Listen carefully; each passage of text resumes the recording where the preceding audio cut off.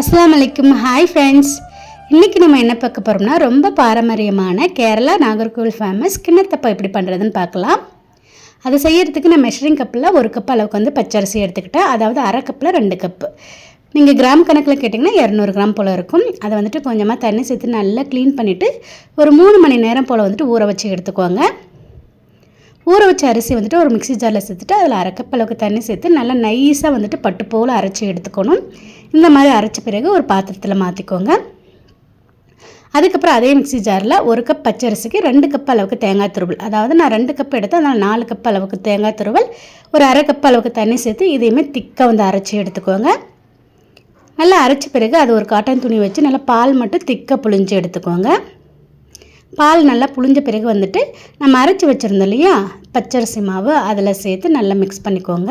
தேங்காய் பால் எடுக்கும்போது நிறைய தண்ணி ஊற்றி எடுத்துடாதீங்க. தண்ணி அதிகமான அட்ஜஸ்ட் பண்ண முடியாது. கம்மியாக இருந்தால் கூட கொஞ்சம் தண்ணி சேர்த்து கூட அட்ஜஸ்ட் பண்ணிக்கலாம்.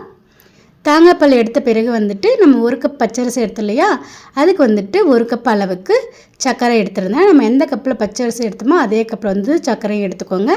கூட ஒரு பெரிய சைஸ் முட்டை, ஒரு 4 ஏலக்காய் சேர்த்து நல்லா அடித்து எடுத்துக்கோங்க. நம்ம அடித்து எடுத்தோம் இல்லையா கலவை, அதில் நம்ம அரிசி மாவு கூட சேர்த்துட்டு நல்லா மிக்ஸ் பண்ணிக்கோங்க. இந்த டைம் எனக்கு கொஞ்சம் திக்காக இருந்த மாதிரி இருந்துச்சு, அதனால் கொஞ்சமாக தண்ணி சேர்த்து நல்லா மிக்ஸ் பண்ணிக்கிட்டேன்.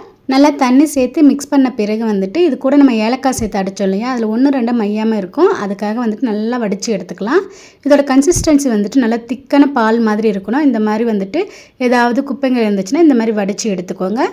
வடித்த பிறகு திரும்ப மிக்ஸ் பண்ணிக்கோங்க. ஏன்னா அரிசி மாவு அடியில் தங்கிடும், பால் மட்டும் மேலே இருக்கும் அப்படிங்கிறதால.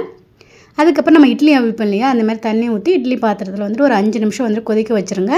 இந்த சமயத்தில் ஒரு பிளேட்டில், எந்த பிளேட்டில் நீங்கள் கிண்ணத்தப்பம் அவிக்க போகிறீங்களோ, இந்த கிண்ணமோ பிளேட்டோ எது வேணாலும் எடுத்துக்கலாம். இந்த மாதிரி விளிம்பு இருக்கிற மாதிரி எடுத்துக்கோங்க. கொஞ்சம் நெய் அப்படி இல்லைன்னா தேங்காய் எண்ணெய் சேர்த்து நல்லா அப்ளை பண்ணிவிட்டு அதை திரும்ப இந்த மாவை மிக்ஸ் பண்ணிவிட்டு கொஞ்சம் கொஞ்சமாக சேர்த்துக்கோங்க. ரொம்ப சேர்க்கக்கூடாது. நம்ம பிளேட்டில் பாதி அளவு சேர்த்தா போதும், இல்லைனா நம்ம எடுத்து வைக்கும் போது மாவு ஊற்றுறதுக்கு வாய்ப்பு இருக்கும். அதே மாதிரி நம்ம ஒவ்வொரு வாட்டி மாவு எடுத்து ஊற்றும் போது நல்லா மிக்ஸ் பண்ணிவிட்டு ஊற்றுக்கோங்க, இல்லைனா மாவு அடியில் தங்கிக்கும்.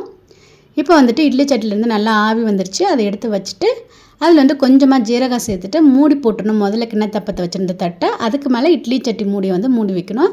இல்லைனா அந்த இட்லி சட்டிலேருந்து தண்ணி உள்ளே நல்லா கிளுக்கிழன்னு மாறிடும். இந்த மாதிரி 2 டைம் மூடி போட்டு வச்சுக்கோங்க. நல்லா சூப்பராக கேக் மாதிரி வரும். ஒரு 20 நிமிஷம் கழிச்சு டெஸ்ட் பண்ணி பார்த்திங்கன்னா ஒரு நைஃப் வச்சு இந்த மாதிரி சூப்பராக வந்திருக்கும். அதுக்கப்புறம் ஒரு 10 நிமிஷம் ஆற வச்சுட்டு உங்களுக்கு பிடிச்ச மாதிரி சேஃபில் கட் பண்ணி எடுத்துக்கோங்க. நல்ல தேங்காய் பால் வாசனை, அந்த ஜீரக வாசனையோட டேஸ்ட் ரொம்ப சூப்பராக இருக்கும். கண்டிப்பாக நோம்பு பெருநாக்கு ட்ரை பண்ணி பாருங்கள். வீட்டில் எல்லாருக்குமே ரொம்ப பிடிக்கும். நல்லா சாஃப்டாக ஜெல்லி மாதிரி குழந்தைங்களாம் நல்லாவே விரும்பி சாப்பிடுவாங்க. ட்ரை பண்ணி பார்த்துட்டு எப்படி வந்துச்சுன்னு சொல்லிட்டு கமெண்ட் செக்ஷனில் சொல்லுங்கள். இந்த வீடியோ பிடிச்சிருந்தால் லைக் அண்ட் ஷேர் பண்ணுங்கள். தேங்க்ஸ் ஃபார் வாட்சிங்.